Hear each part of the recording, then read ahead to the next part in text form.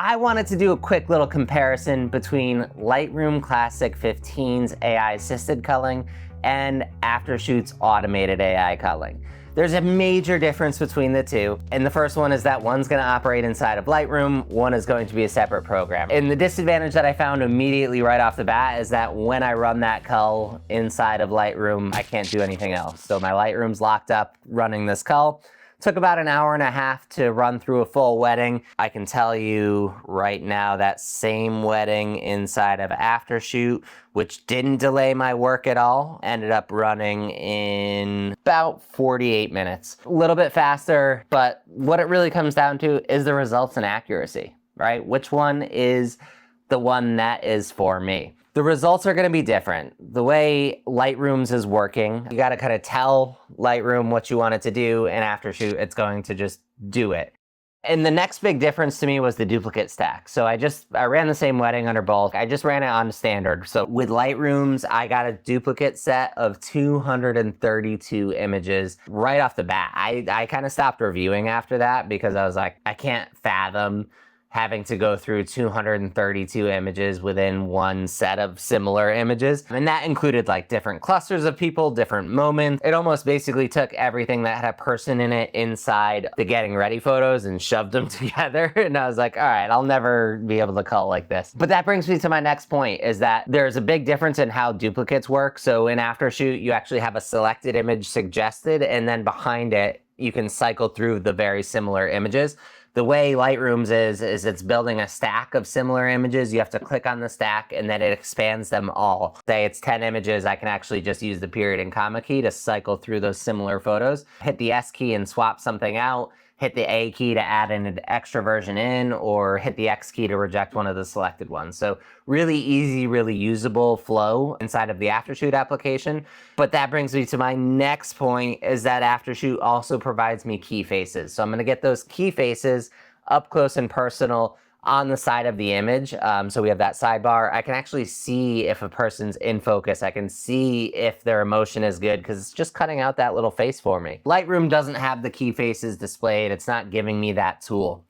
Which brings me to my next point, which is survey mode. So inside of Aftershoot, you can actually launch into survey mode. You hit the keyboard shortcut N, and it's gonna send you into a screen where it shows all of the similar images at the same time.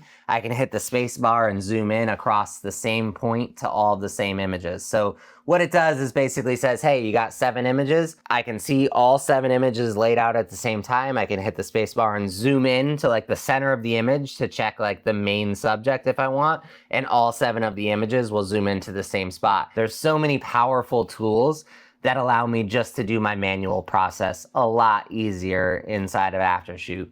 In addition to all that, I can actually turn on image scores on those key faces, or if I'm in loop view, it'll actually display the face score next to the image. And what that does is it basically just gives me another helping factor, right? So I can look at a key face box and see like the red closed eyes icon and the green in focus icon. And it helps me just make a faster decision and go through the workflow entirely quicker. With culling, all you're doing is just saying yes or no. Do I want this image to go to my client? Yes or no. So it feels like a really challenging process. So any tool that can get me through that even faster, so I can get to the editing room and the retouching room way faster, game changer. And that's really where I kind of stand between the two. Lightroom's kind of a tool that is definitely designed for a wider gamut of photographers. When they build these algorithms, I'm sure they're considering what a landscape photographer needs. And they're not really being specific to, say, portrait photographers or wedding photographers or boudoir photographers, whereas our culling is really targeted. So each genre has different algorithms behind it that help choose images the way that you as a boudoir photographer, or you as a wedding photographer, or you as a family photographer would be choosing images. And that's what I think. There's a huge difference. Lightroom to Aftershoot, definitely 100%. My business would not be able to operate without Aftershoot. I would never be able to cull this many photos this quickly without a tool like Aftershoot, without being able to use that spray can mode and that survey mode and key faces and all these different pieces that really make my workflow easier. The value I have to give to my clients, I need something that can really do the job and do it well and help me do my job better, which is delivering my clients the best photos. Thanks for watching. If you have any questions, be sure to reach out to Aftershoot support. We're there 24/7 for anything you need.